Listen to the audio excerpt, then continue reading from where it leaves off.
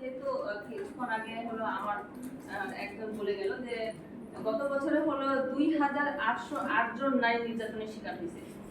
তো 2808 জন নারী যখন নির্যাতনের শিকার হয়েছে সেই তথ্যটা আমরা পেয়েছি বাংলাদেশ মহিলা পরিষদ ও বিভিন্ন দৈনিক পত্রিকার মাধ্যমে আমরা এই তথ্যটা পেয়েছি। তো এর মধ্যে হলো নারী হলো ধরেন যে শুধু নারী যে নির্যাতনের শিকার হচ্ছে তা না, কন্যা শিশু নির্যাতনের শিকার হচ্ছে 1574 জন কন্যা শিশু নির্যাতনের শিকার হয়েছে এবং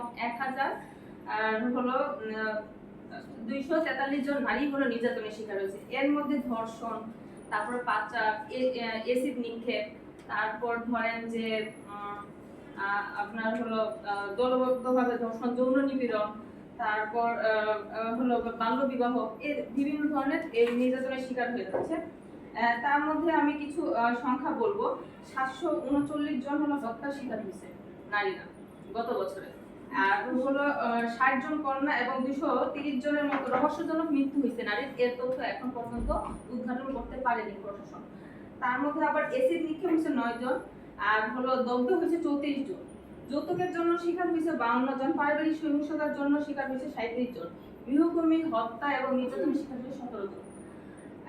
এবং এর মধ্যে আরো হয়েছে 24 জন কন্যা এবং 55 জন নারী পাচারের শিকার হয়েছে।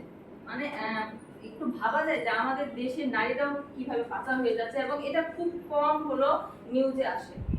অন্যান্য বিষয় আসে, ধর্ষণ কিংবা নির্যাতন, কিন্তু পাচারটা খুব কম আসে। গত বছরে আমাদের হলো 24 জন কন্যা শিশু পাচার হয়েছে এবং 55 জন নারী পাচার হয়েছে। আর তারপর বাল্য বিবাহের ঘটনা তো অহরহ হয়েই থাকে এটা গ্রামে। গত বছর হয়েছে হলো বাল্য বিবাহ 8টা এবং বাল্য বিবাহের চেষ্টা করা হয়েছে 17টা এবং জোর করে ওই বাল্য বিবাহ দেওয়া হয়েছে 2 জনকে।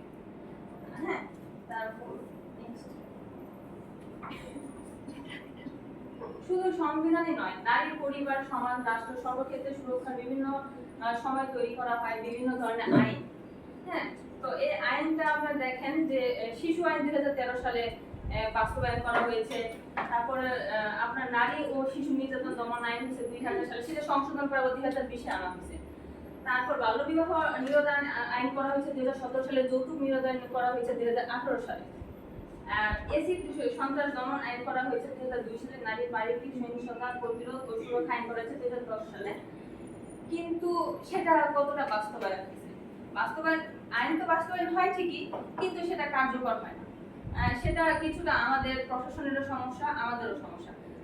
ধরেন যে আমরা যখন কখনো এই নির্যাতন দেখি তখন একদিন 2 দিন আন্দোলন করি, তারপর সব ভুলে যাই। আবার ধরেন যে কিছু এখন তো সোশ্যাল মিডিয়ায় ভিডিও করি, 2 লাইন কথা বলি, শেষ। কিন্তু আমরা এটা নিয়ে প্রপার কোনো ওই আমরা খুঁজে পাই না বা পাচ্ছি না বা কিছু করতেছি না। এটা আমরা কোনোভাবে এটা হলো মনে হয় না আমি ঠিক আমরা ঠিক করতে পারবো যতক্ষণ না আমরা নিজেরা নিজেদের দিক থেকে সচেতন না হব। আর নারীরা তো সচেতন তখনই হতে পারবে যখন নারীরা একত্রে সোচ্চার হবে।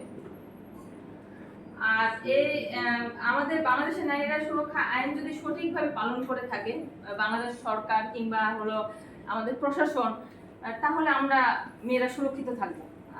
এটা আমার হলো ব্যক্তিগত মত। ধন্যবাদ সবাইকে।